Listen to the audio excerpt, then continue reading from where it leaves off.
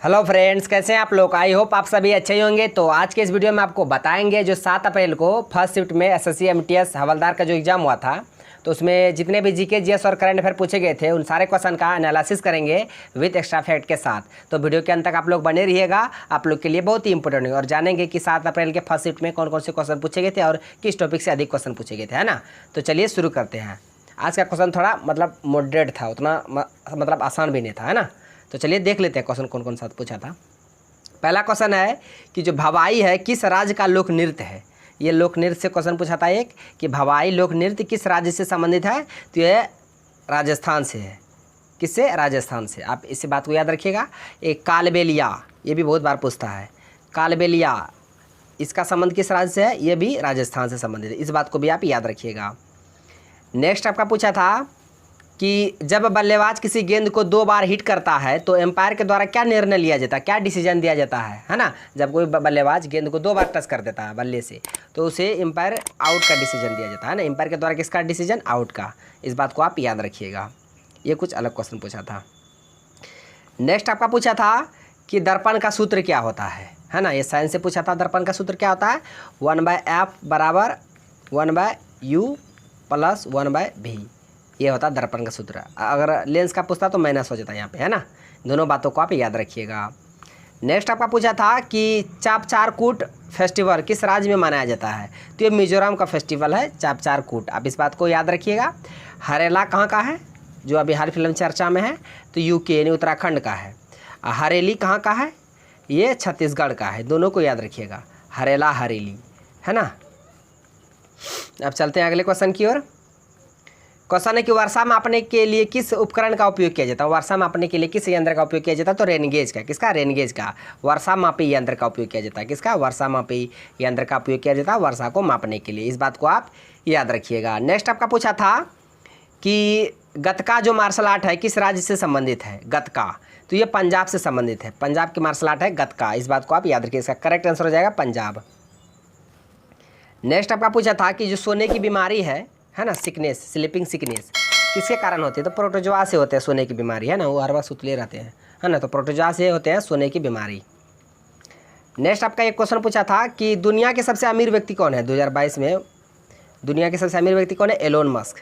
143 rocket launch किए थे एक ही से, फाल्कन 9 से। फाल्कन 9 रॉकेट से 143 सैटेलाइट को लॉन्च किए थे फाल्कन 9 रॉकेट से, है ना। बहुत चर्चा में था। दुनिया का पहला व्यक्ति बना जो 143 रॉकेट एक साथ भेजा था, है ना। सबसे अमीर व्यक्ति भी है। ट्विटर खरीद लिए थे इन्होंने, है ना। अभी तक पूरा अभी उसमें चल रहा है अभी पूरा, अब फिर बोल रहा है नहीं, वो एक एग्रीमेंट था उसमें बहुत बड़ा भी कहानी चल रहा है, इसको छोड़िए। तो बस ये पूछ रहा था सबसे अमीर व्यक्ति कौन है? एलोन मस्क, स्पेस एक्स के मालिक टेस्ला।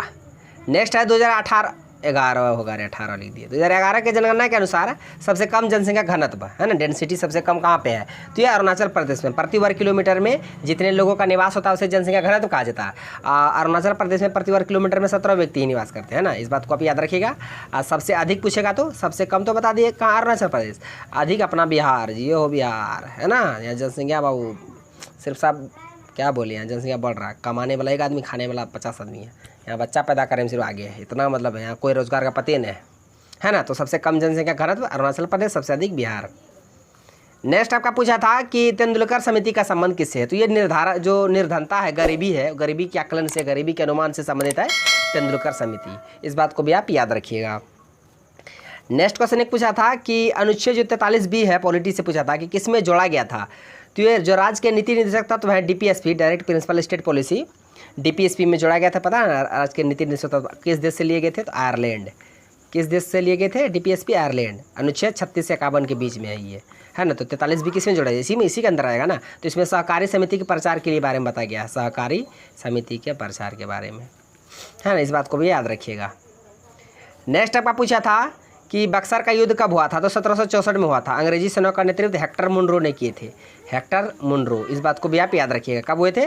22 अक्टूबर 1764। नेक्स्ट आपका पूछा था कि भोजन का जो अवशोषण किस आंत में होता है। क्वेश्चन हमको भी कंफ्यूज है, कोई बोल रहा था नहीं इलियम वो किसका भाग है, तो बता दें छोटी आंत का 3 भाग होता है, जेजुनम, डेजुनम, इलियम। तो इलियम छोटी आंत का भाग है, या भोजन का अवशोषण अंत में सबसे अंत में कहाँ पे होते हैं, तो छोटी आंत में ही होते हैं, है ना। आप इसे याद रखिएगा, छोटी आंत शाकाहारी में बहुत बड़ी होती है और मांसाहारी में छोटी होती है ना। कन्फ्यूज मत होइएगा, छोटी आंत की लंबाई शाकाहारी में अधिक होती है, मांसाहारी में कम होती है। और छोटी आंत में भोजन का अंतिम पाचन छोटी आंत में ही होते हैं। इसका 3 बार जेजुनम, डेडुनम, इलियम। इस बात को भी आप याद रखिएगा, ये साइंस से क्वेश्चन पूछे थे बायोलॉजी से।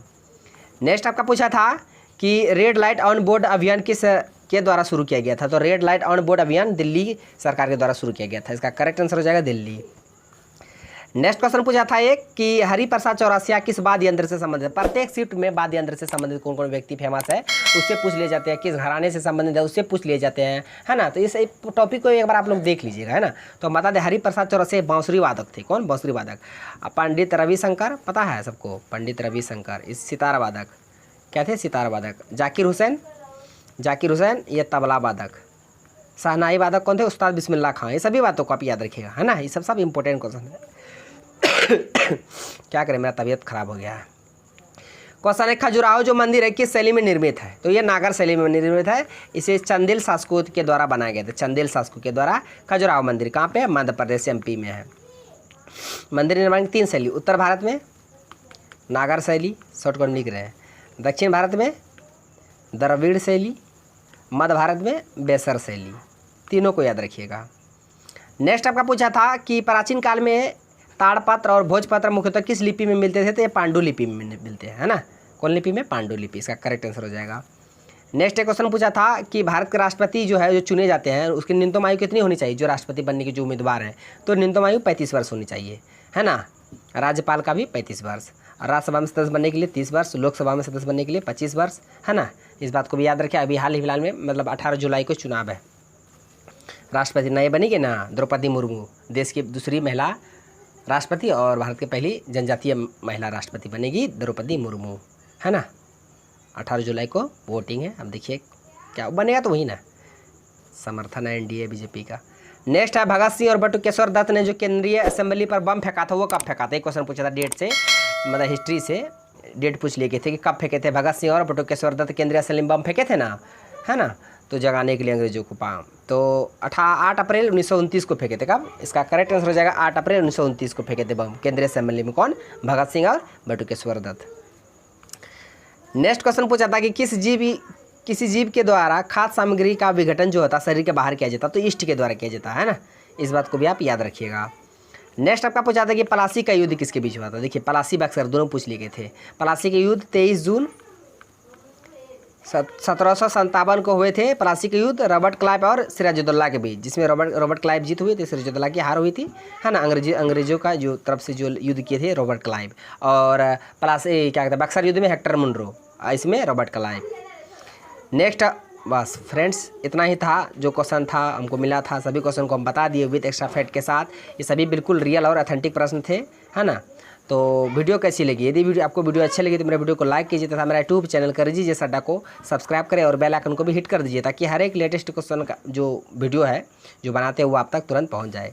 Thanks for watching video. धन्यवाद। मिलते हैं अब नेक्स्ट वीडियो में नेक्स्ट टॉपिक के साथ। तब तक के लिए जय हिंद।